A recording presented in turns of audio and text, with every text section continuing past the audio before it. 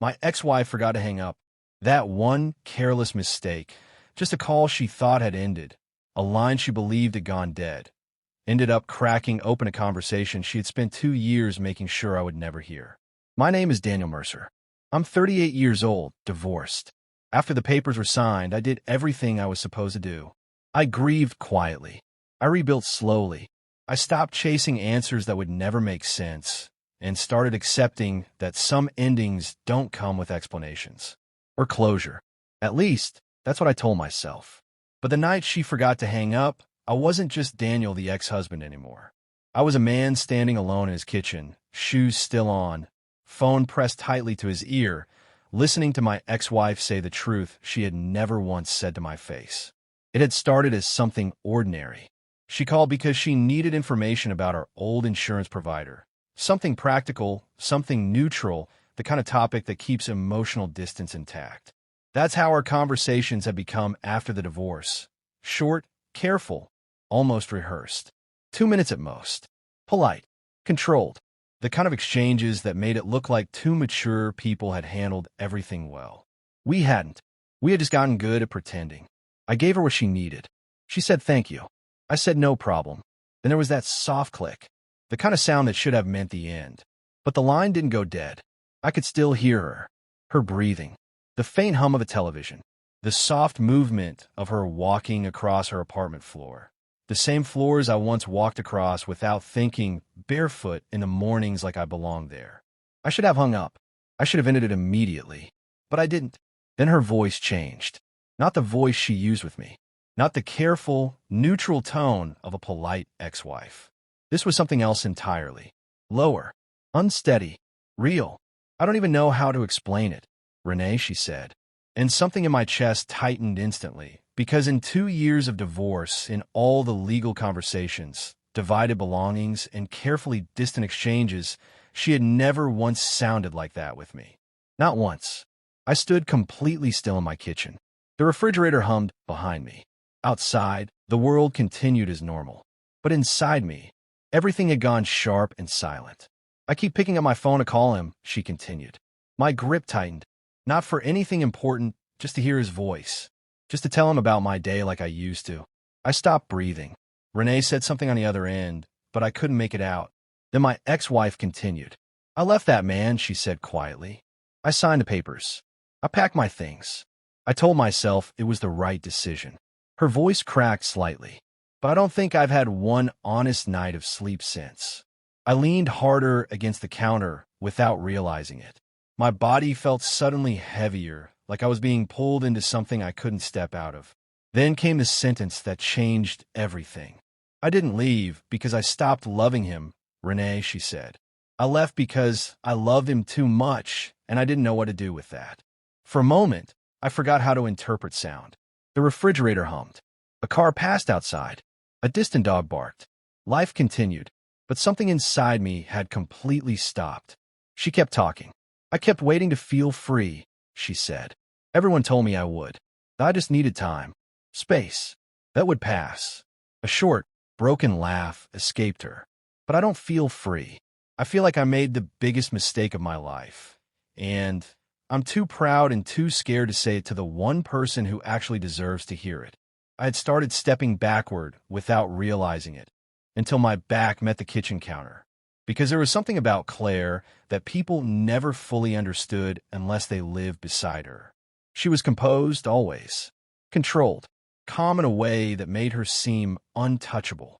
Even in difficult moments, she carried herself like someone who had already decided not to break.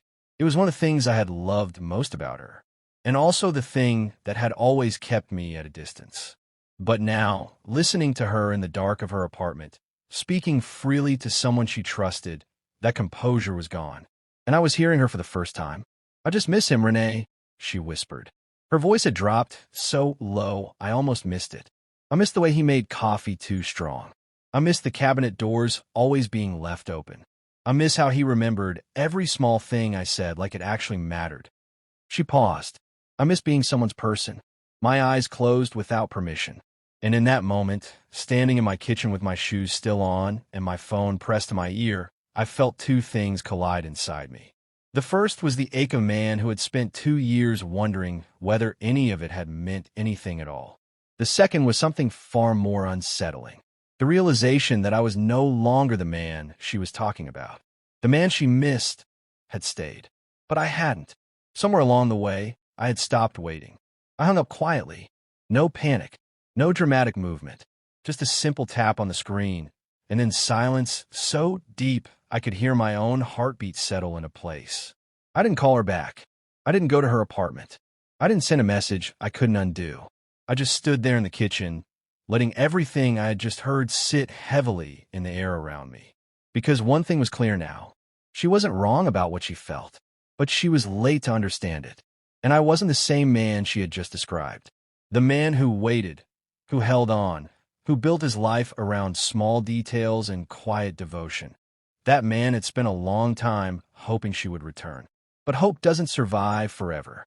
In the second year after she left, something in me had shifted, quietly, without ceremony, without a moment dramatic enough to notice. I started becoming someone else. Someone who cooked meals instead of reheating old memories. Someone who called his mother on Sundays without being reminded. Someone who finally understood that you cannot pour your life into waiting for a door that may never open. I had stopped waiting, and now it felt like the door was opening again, and I didn't even know what to do with that. So I did the only honest thing I knew how to do.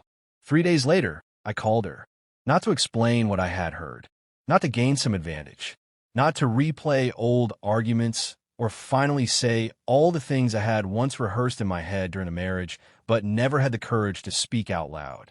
I called her because one sentence she had said on that accidental call refused to leave me alone. I miss being someone's person. She picked up on the second ring. Daniel? Yeah, I said quietly. It's me. A pause followed. Careful. Thin. Like glass being held too tightly. Is everything okay? She asked. I stood by my kitchen window, watching the morning unfold outside. Cars moving. People walking. The world behaving as if nothing important had ever broken inside it. Everything looked normal, but nothing felt normal anymore. I think it could be, I said slowly, if we stop pretending we're finished. Silence. Not empty silence, but heavy silence.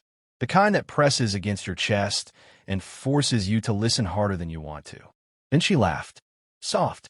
Disbelieving. Almost breathless. It wasn't a defensive laugh. It wasn't sharp or controlled.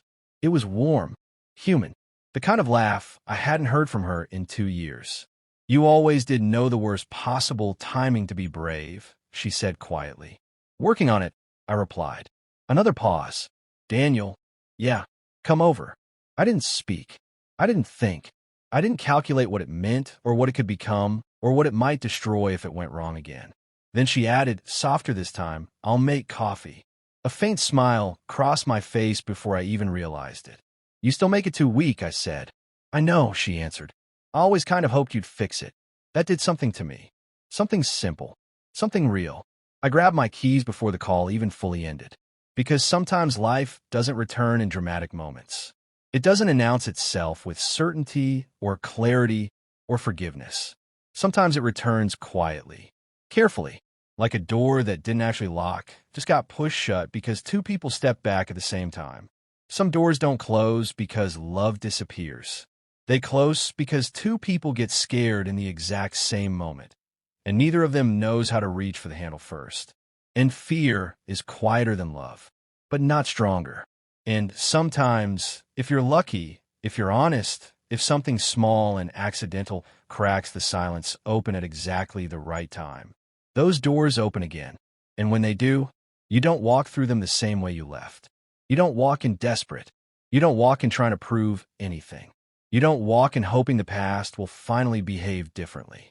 You walk in as someone who survived the silence, as someone who learned who they are without the other person holding the shape of them. And you choose again, not because you need to be chosen, but because this time you understand what it actually costs to lose someone you still care about. That is the only kind of love worth returning to. The kind that survives truth. The kind that survives time. The kind that survives who you both became while you were apart. And that's when you realize something simple but powerful. Sometimes the second chance isn't about going back.